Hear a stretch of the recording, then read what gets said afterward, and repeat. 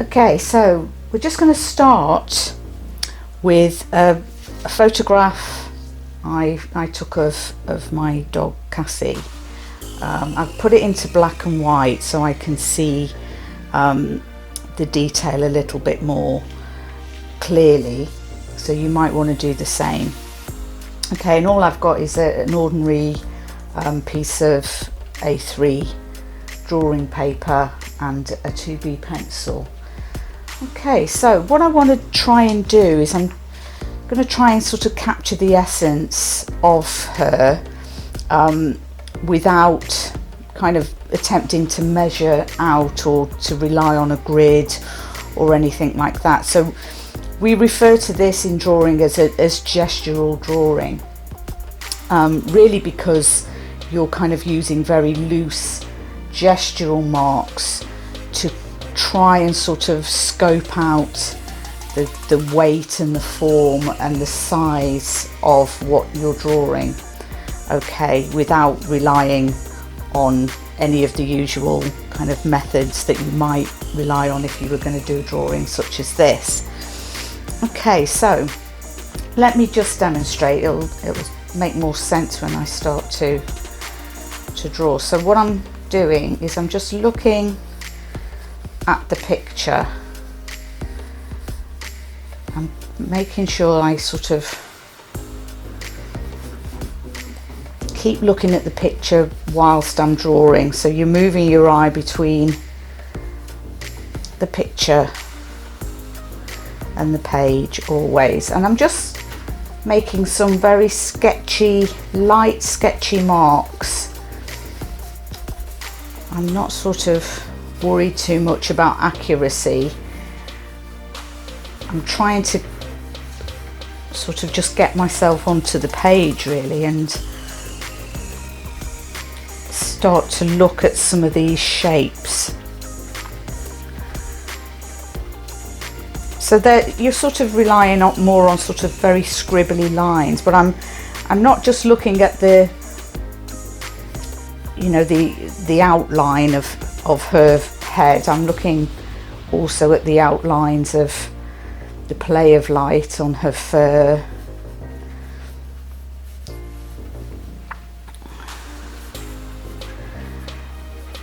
And in doing so, I'm sort of just getting a feel for the sort of weight of her head.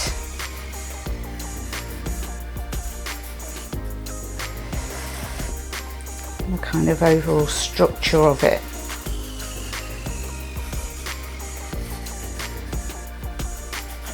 So I'm not really too worried about accuracy. I'm just using some very loose descriptive lines to kind of feel my way into the subject.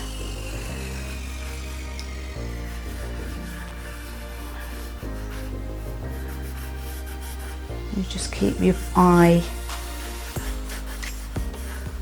and the pencil moving. Okay.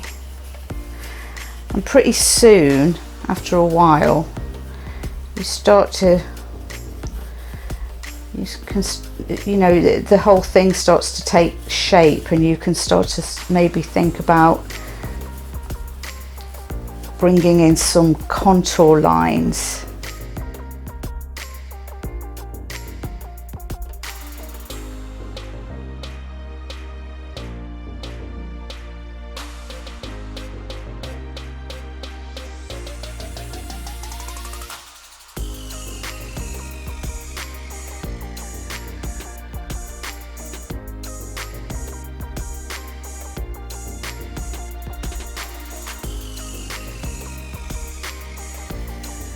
Once you start to get a feel for the shape, which will come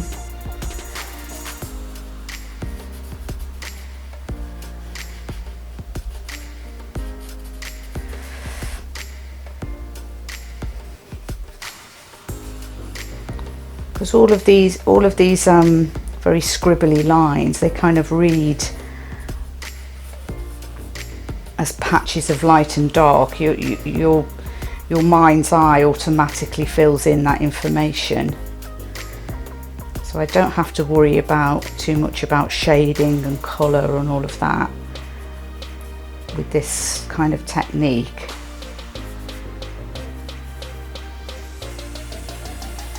It also allows you to describe the sort of structure of the head. You kind of get a sense of the underlying bone structure.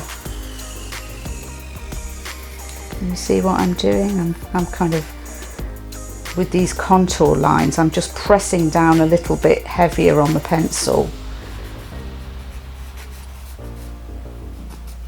just to kind of get these more kind of confident lines that I know are more in keeping with the actual structure of her face.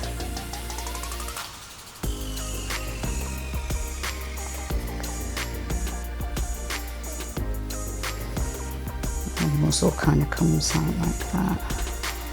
So all of these areas, you know, and you can make some directional marks as well to kind of further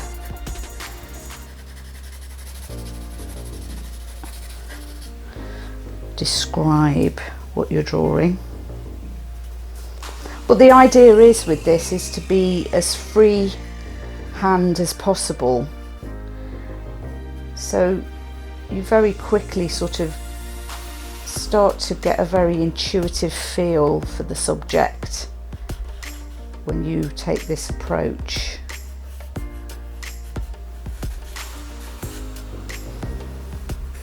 And once you get confident with this, you know, you can pretty much sketch anything, and it's quite nice to hone this skill if you were going to practice sketching outdoors, for instance, or, you know,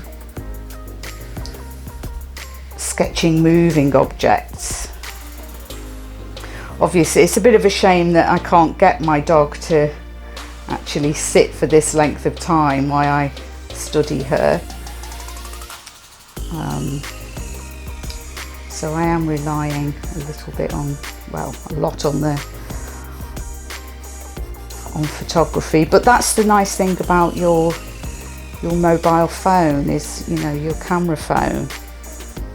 You can almost use it as a kind of visual diary, you know, day to day. Just take pictures of interesting things and things that grab your attention, so that when you come back, you know, you've got something you can kind of print off and work from in this very sort of loose